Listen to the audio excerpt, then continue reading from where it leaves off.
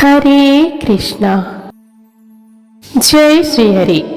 स्वागत है आपका भक्ति सागर चैनल पर। आज हम आपको सुनाने जा रहे हैं जेठ मास महात्म्य की एक अत्यंत अद्भुत और रहस्यमयी कथा, राक्षस जलंधर और देवताओं के बीच हुए महासंग्राम की कथा।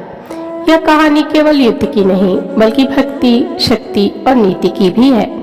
तो आइए श्रवण करें इस अलौकिक प्रसंग को और अनुभव करें धर्म की विजय की दिव्यता।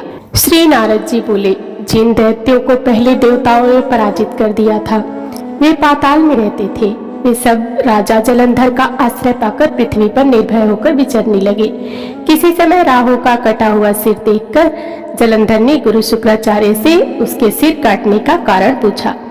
शुक्राचार्य ने देवताओं के द्वारा समुद्र मंथन, उसके रत्नों को देवताओं द्वारा छीन लेना तथा दैत्यों की अनादर युक्त हार का वर्णन सुनाया। अपने पिता का मंथन सुनकर जलंधर की आंखें क्रोध से लाल हो गई और उसने घसमर नामक अपना एक दूत इंद्र के पास भेजा। घसमर स्वर्ग में जाकर देव सभा में पहुंचकर अद्भुत वचन कहने लगा। घसमर ने कहा, हे देवेंद्र, समुद्र के पुत्र, सब राक्षसों के स्वामी जलंधर का मैं दूत हूँ और उन्होंने जो कहा है उसे सुनो। तुमने पर्वतीय मेरे पिता समुद्र का मंथन क्यों किया? वहां से जो रत्न ले आए हो उन सबको शीघ्र मुझे दे दो। इस प्रकार दूत की वाणी सुनकर महाराज इंद्र चकित हो गए। भय और क्रोध मुक्त हो घसमर से बोले, हे दूत, प्राचीन काल में जिस लिए मैंने समुद्र का मंथन किया था उसे सुनो। मुझसे भयभीत पर्वतों को समुद्र ने अपने उदर में छिपा लिया और प्राचीन काल में मेरे शत्रु दैत्यों की रक्षा की थी। अतः मैंने उसका मंथन कर उसके सब रत्न ले लिए। इसी प्रकार प्राचीन काल में समुद्र के शत्रु शंखासुर ने भी देवताओं से द्वेष किया था। हमारे छोटे भाई विष्णु भगवान ने सागर में घुसकर उसे मारा था। अतः आपने अपने स्वामी के पास जाओ और समुद्र मंथन का सारा संवाद अपने स्वामी जलंधर से जाकर कह सुनाओ। नारद जी ने कहा। इस प्रकार वह दूत इंद्र से विदा ले पृथ्वी पर आया और इंद्र का संपूर्ण कथन राजा जलंधर से कहा। उन बातों को सुनकर क्रोध से उस दैत्य के होंठ कांपने लगे। वह जलंधर देवताओं को शीघ्र पराजित करने में के उद्यम में लग गया और उसके उद्यम के कारण प्रत्येक दिशा तथा पाताल से करोड़ों राक्षस इकट्ठा होने लगे। अपनी करोड़ों सेना को साथ लेकर शुंभ निशुंभादिक दैत्य वहां आ पहुंचे। उस राक्षस राज जलंधर ने स्वर्गलोक में जाकर नंदनवन पर अपना अधिकार कर लिया। तब देवतागण भी युद्ध के लिए स्वर्ग से बाहर निकले। देवताओं ने देखा कि प्रबल दैत्यों की सेना ने अमरावतीपुरी को घेर लिया है। अतः देवता और दैत्यों की सेना में घमासान युद्ध होने लगा। मूसल, परिघ, बाण, गदा, शक्ति और फरसा से देवताओं दानवों ने एक दूसरे पर दौड़ दौड़ कर आक्रमण कर दिया। लड़ते लड़ते दोनों सेनाएं छीण हो गईं। रक्त की धारा बहने लगी।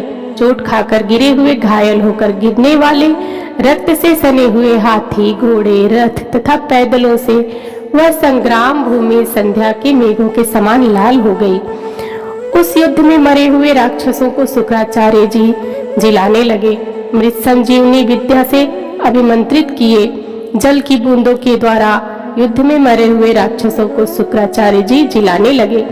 दूसरी ओर मरे हुए देवता भी जी कर उठने लगे।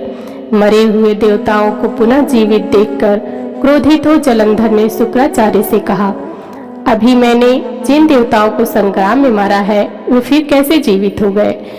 यह सुना गया है कि आपकी मृत संजीवनी विद्या आपके अतिरिक्त किसी को नहीं ज्ञात है। शुक्राचार्य ने कहा, देवताओं के आचार्य बृहस्पति द्रोणाचल के दैव्योषित औषधियों को लाकर देवताओं को जिलाते हैं। अतः तुम द्रोणाचल को हर लो। नारद जी ने कहा। उनके ऐसा कहने पर जलंधर ने द्रोणाचल को लाकर समुद्र में फेंक दिया और स्वयं फिर देवताओं के महायुद्ध में संलग्न हो गया। तदंतर देवताओं को मृतक देखकर बृहस्पति जी द्रोणाचल पर गए, किंतु वहां पर द्रोणाचल को उन्होंने नहीं देखा। दैत्य जलंधर द्वारा द्रोणाचल हरा हुआ जानकर बृहस्पति जी चिंता और भय से किंकर्तव्य विमूढ़ हो गए। उछ्वास लेते हुए बृहस्पति ने आकर दूर से ही कहा, हे देवगणों, आप लोग जल्दी भागें, क्योंकि आप लोग इसे जीतने में समर्थ नहीं है। यह राक्षस श्री शंकर के अंश से उत्पन्न हुआ है। तुम लोग इंद्र की चेष्टा को स्मरण करो। इस प्रकार बृहस्पति की वाणी सुनकर भय से व्याकुल होते हुए जलंधर राक्षस द्वारा मरते हुए सब देवताओं दशों दिशाओं में भागने लगे।